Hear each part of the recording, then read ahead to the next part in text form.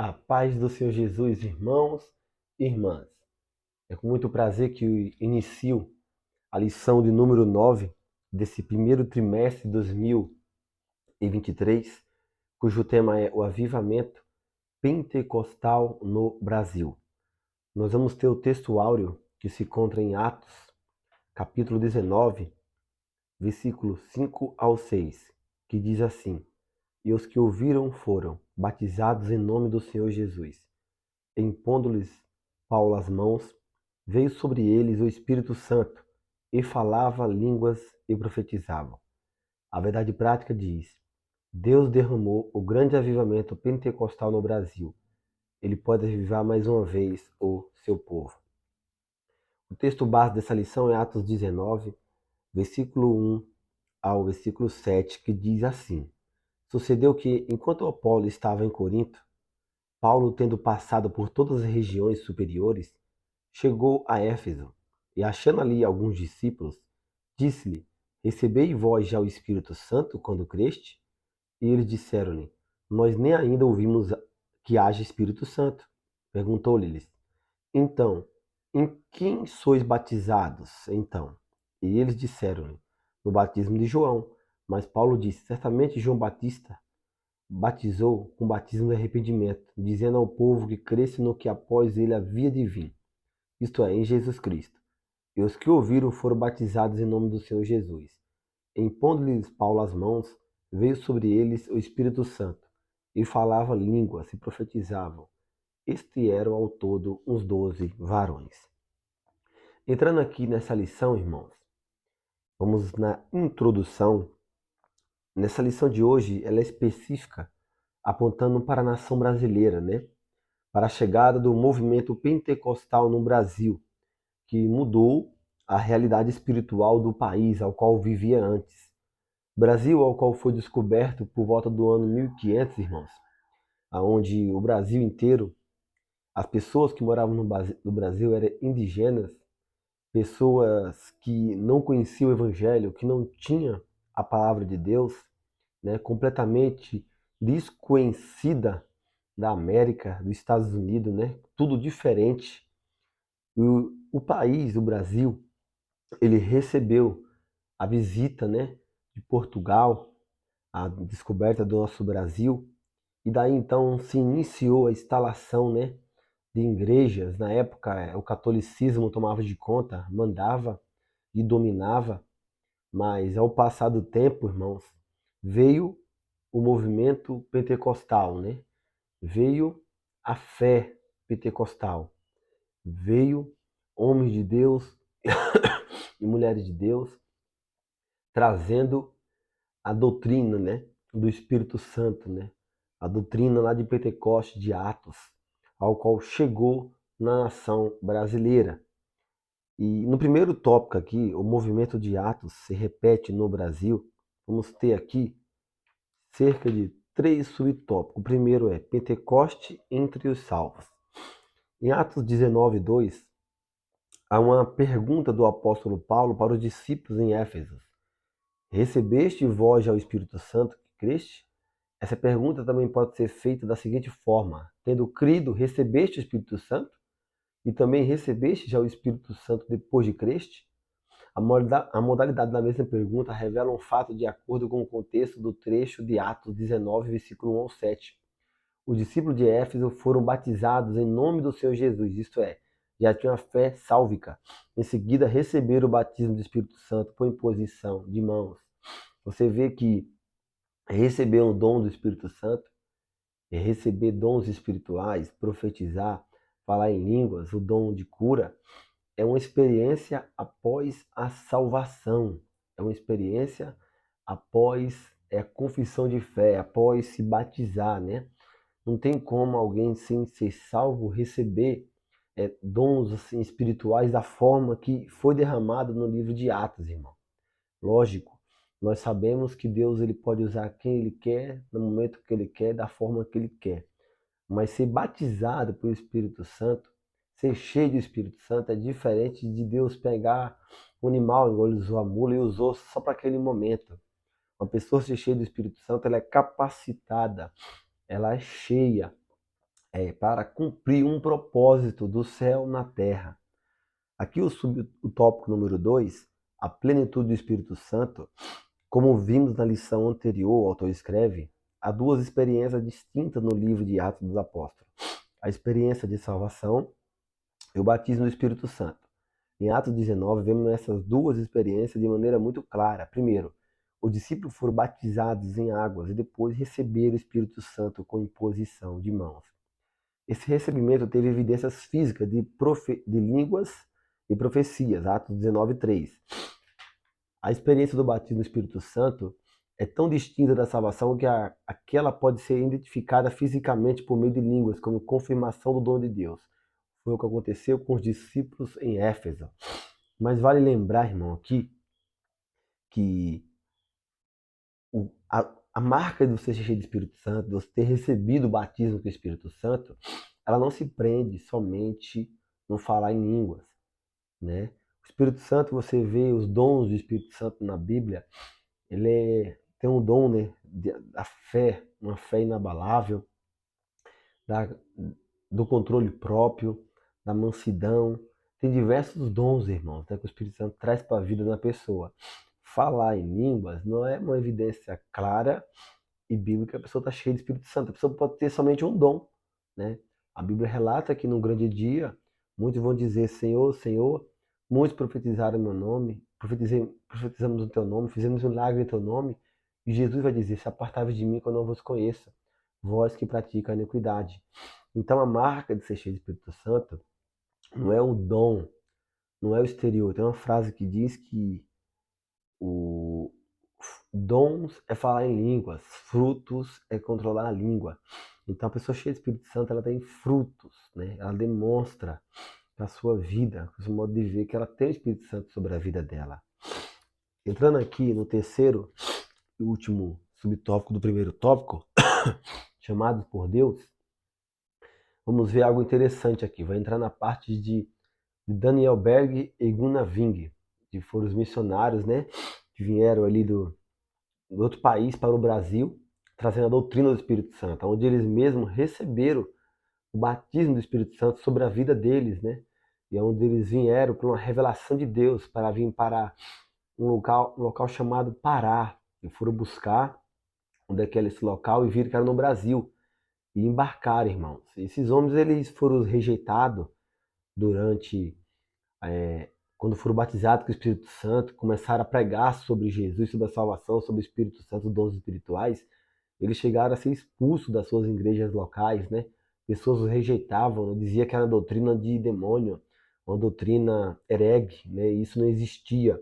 Porque na época o que predominava eram as igrejas protestantes que até hoje nós vemos no nosso meio, que dizem que os dons espirituais cessaram, só foi para a igreja primitiva, não está no nosso meio hoje em dia.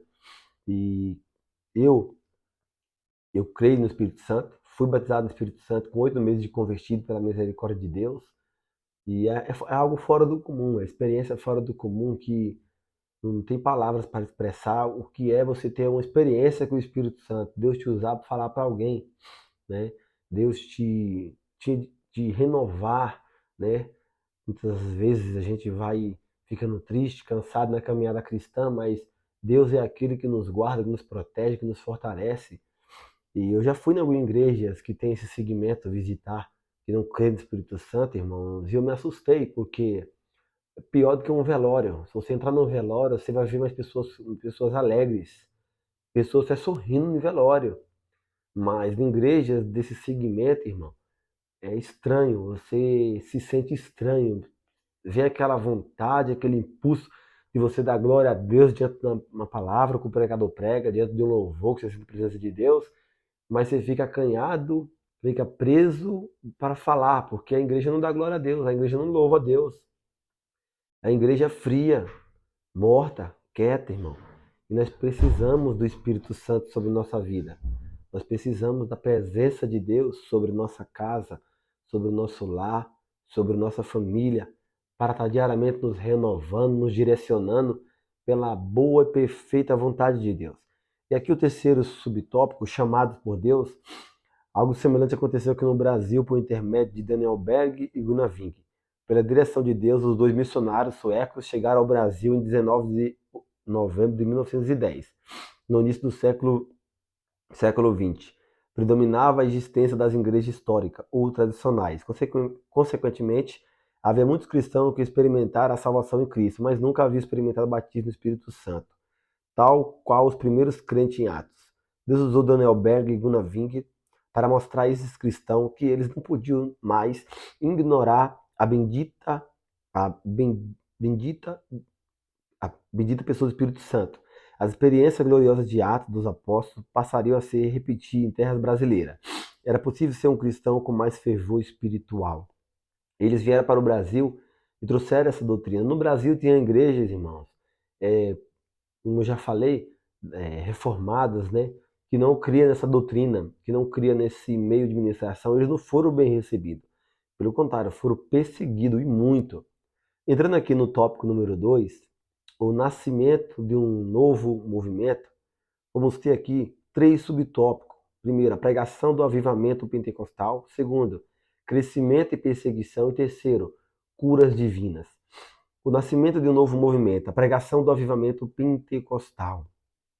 A pregação dos missionários chamou a atenção das igrejas tradicionais, causando incômodo, preocupação. Eles não foram bem aceitos pelos pastores das igrejas históricas.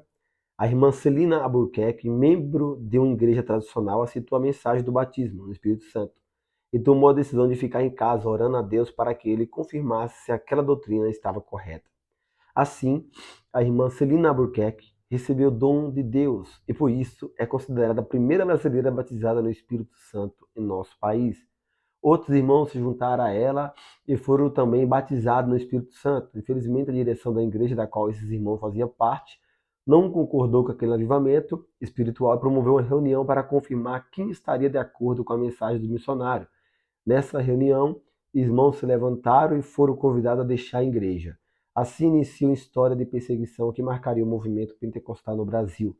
Irmãos, assim que essas pessoas que aderiram à fé e aos ensinamentos que Daniel Berg e Gunnar Ving trouxe, baseado na Bíblia, essas igrejas atuais da Reforma Protestante, né, luteranas, igrejas tradicionais, históricas, não aceitaram a doutrina, a fé e os ensinamentos. Eles foram expulsos, foram excomungados. E até hoje, irmãos, acontece isso. Tem algumas igrejas aí, como a Testemunha de Jeová, que pela Bíblia, comparando os ensinamentos dela, com a Bíblia, ela é considerada uma seita. Irmãos dessas pessoas dessas igrejas aí, como eu já parei para evangelizar eles, tudo, falei da minha conversão, eles disseram que foi o maligno que falou comigo, espírito de engano, né? Porque foi mediante uma revelação e uma profecia. Deus usou uma missionária para falar comigo, aonde Deus veio trazer a salvação para minha vida, né? E eu contei, eles não acreditaram, disseram que foi um espírito maligno, não foi Deus, né, irmão? Então você vê, eles atribuem a obra do Espírito Santo ao maligno. O que essa irmã aqui fez, Celina Albuquerque, foi o certo. Ela foi pôr a prova se aquilo era de Deus ou não, e Deus o confirmou. E isso é um conselho que a palavra de Deus diz para nós, irmão. Né? Carta de 1 João, João escreve, né? Provai, né? Botai à prova, porque muitos espíritos, muitos falsos profetas, enganadores, saiu o mundo afora, né? Então temos que botar à prova, temos que ver se realmente algumas coisas procedem de Deus ou não, ou é do homem, ou é de espíritos malignos. E essa irmã, ela fez o certo, irmãos. E ao Deus confirmar para ela, ao Deus testificar que aquilo ali era a obra dele, realizando no Brasil, a igreja local não aceitou a doutrina e veio a excomungar, expulsar eles. Tópico número 2 aqui, subtópico número 2 do tópico 2 ainda. Crescimento e perseguição. As perseguições contra os pentecostais eram grandes, conforme Jesus disse em Mateus 5,10.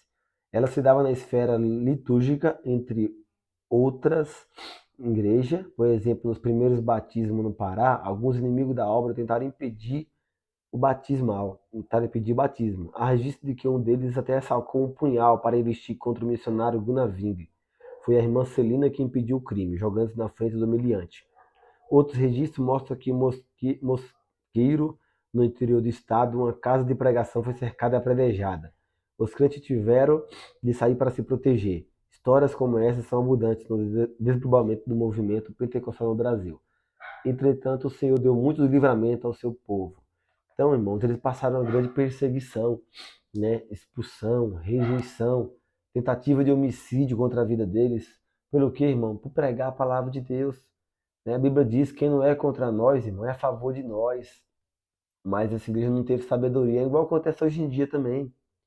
Né? Igual acontece hoje no meio cristão hoje em dia. Muitos não concordam e não querem nem perto os irmãos que são batizados no Espírito Santo, que tem testemunho, irmão, que tem fruto na vida deles de transformação, que Deus mesmo operou. Porque se agora o do maligno usa dom para libertar alguém da droga, da cocaína, do tráfico, do roubo, para fazer a pessoa ficar certa, então o reino das trevas se levantou contra o reino das trevas, né? Isso está na Bíblia, Jesus falou, né? Tem algo errado. Se o reino das trevas se levanta contra o reino das trevas, o intuito do maligno é o quê? Destruir, matar, roubar, destruir, enganar. Então jamais o maligno vai fazer o que é bom. O maligno sempre vai trazer destruição, morte e engano. Terceiro subtópico aqui do tópico número 2, nascimento de um novo avivamento. Vamos ver as curas divinas que houve durante esse avivamento no Brasil, nos dias aqui dos missionários, Daniel Berg e Gunnar Ving. O autor aqui escreve: se houver perseguições e dificuldades no início da obra, também houve intervenções gloriosas de Deus na vida do seu povo. No Diário de um Pioneiro, obra escrita pelo missionário Gunnar Ving, veja o seguinte relato: o irmão foi curado de uma enfermidade incurável nos lábios. Olha só, irmão, um milagre desse aqui, né? As pessoas negavam. Ao outro, um homem paralítico que estava moribundo e não podia mais falar, foi curado e veio depois para nossos cultos. Olha só, irmão, mais um milagre, né? Isso aqui é sinais que acompanham, né? E você tem que ver os frutos e os sinais, irmãos. Lógico, se tem a Bíblia diz, se eu não me engano, é em Deuteronômio, né? Como você identificar um falso profeta, né? Se ele realizar um sinal, o que ele falar se cumprir, e ele disser, vamos após outros deuses, não o sigam, não é para seguir, né? Mas se ele faz um sinal e induz as pessoas a seguir a Deus, ele tem frutos verdadeiros, ele dá bom testemunho na proclamação do evangelho, é uma pessoa íntegra, você vê, você conhece as árvores pelo seu fruto, você vê isso tudo na vida dele, irmão, é um homem de Deus, é uma mulher de Deus. Mas você vê realizando sinal, cura, e é uma pessoa imoral, suja, escândalo, sai de perto. Porque isso, irmão, pode vir sim no maligno. O maligno realiza cura também. E para isso nós precisamos do quê? Do dom de discernimento de espírito. Né? Que Deus ele nos revela, nos mostra o que é de Deus e o que não é de Deus. Você vê também aqui, o milagre que é relatado no diário deles, uma criança que estava moribunda com febre foi curada, um homem de idade que sofreu com hérnia por 9 anos foi curado, um outro homem que havia estado enfermo muitos meses foi com febre e tinha todo o seu corpo inchado, foi tanto curado como batizado com o Espírito Santo. Ele também recebeu o dom de profecia. O homem que viu seu filho morrer tomou imediatamente nos braços e começou a invocar o nome do Senhor. Imediatamente a criança voltou à vida. A esposa, quando viu o que aconteceu, se entregou ao Senhor. Esses são alguns de muitos sinais poderosos que marcaram o avivamento pentecostal no Brasil. Eram os sinais de Deus confirmando a pregação dos nossos pioneiros. Então, irmão, Deus operou isso. Ele não pode operar de novo no nosso meio? Pode, irmão, e ele opera. Quantos testemunhos você que me assiste não já ouviu que Deus curou, que Deus já libertou, que Deus já salvou, que Deus fez coisas grandes? Quantos testemunhos nós já ouvimos hoje em dia cura de câncer? Eu estou falando de testemunho verdadeiro, em igrejas bíblicas, irmão. Não estou falando desses lobos, desses palhaços da fé que existem no Brasil hoje em dia. Infelizmente, a igreja pentecostal, ela caminhou um caminho muito bom durante muito tempo, mas se levantou falsos profetas, né?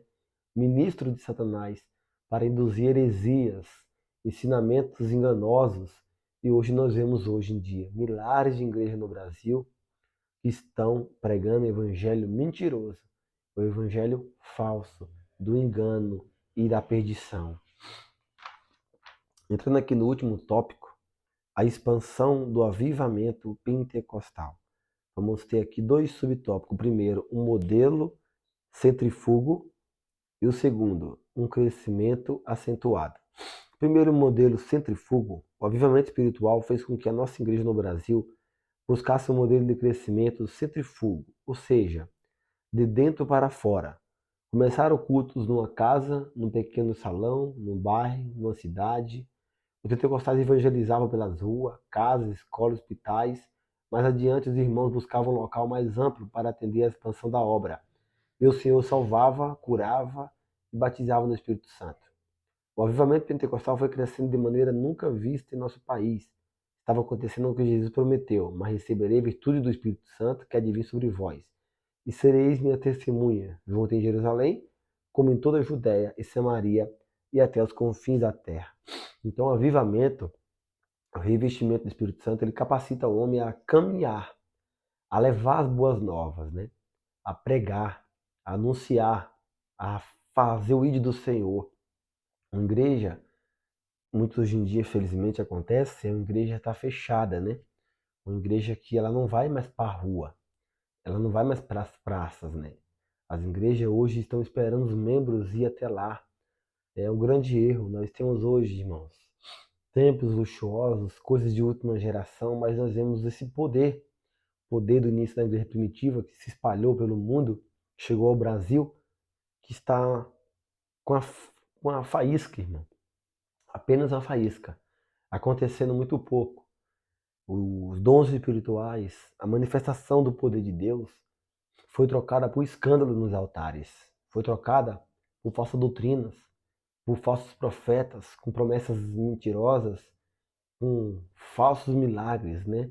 É o que está acontecendo. E por causa desse tipo de gente, por causa desse tipo de pastor, por causa desses enganadores, por causa desses mercadores da fé, é que escandalizou o evangelho. E o batismo do Espírito Santo não tem sido mais buscado, irmão. Porque muitos acham que não existe mais por causa dessas brincadeiras, desses enganadores que veio enganando e enganam milhares de pessoas. Mas que nós, a igreja de hoje, eu, você que me assiste, que nós vamos orar diariamente, todos os dias, para a plenitude do poder do Espírito Santo venha repousar sobre nós, venha se movimentar na nossa vida conjugal, espiritual, ministerial, venha nos capacitar a ser um modelo de igreja centrífugo, que é o quê? Vai para fora, irmão. Não se prende a templo, não se prende a um espaço, mas é para becos, para vielas. Eu evangelizo bastante pela misericórdia de Deus, irmão, em ruas, em pontos de ônibus. Eu evangelizo, entrego folhetos. E é muito difícil você achar alguém para ir com você para a rua. É muito difícil você achar algum irmão que quer ir. Você convida. Eu fiz até um teste um dia de mandar mensagem para vários pregadores que eu conheço, falando que precisava de um pregador para pregar, tal horário. Não falei que era na rua. Muitos se posicionou dizendo que queria ir, mas quando eu falei que era na rua, tal horário, não quiseram, irmão. Por quê? Porque a igreja de hoje, infelizmente, ela quer holofote, ela quer destaque, ela quer status.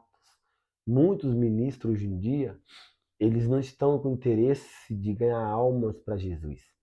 Muitos ministros hoje em dia estão com interesse de ganhar fama, poder, pedestal e pódio. Né? É o que o Satanás ofereceu para Jesus, Jesus recusou. Tudo isso te darei, se prostrado me adorarás. Né?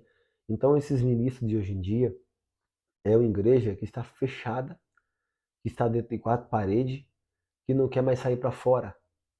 Né? Que o mais absurdo de tudo é cobrar taxas para ir ver um culto. Já vi culto aqui que custa R$ 120 a entrada, irmãos. E só entra se tiver o valor.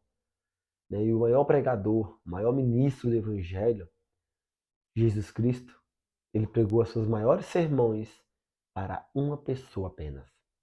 Isso foi a mulher samaritana e com tantos outros na Bíblia. A gente encontra Jesus dialogando entre uma pessoa e outra.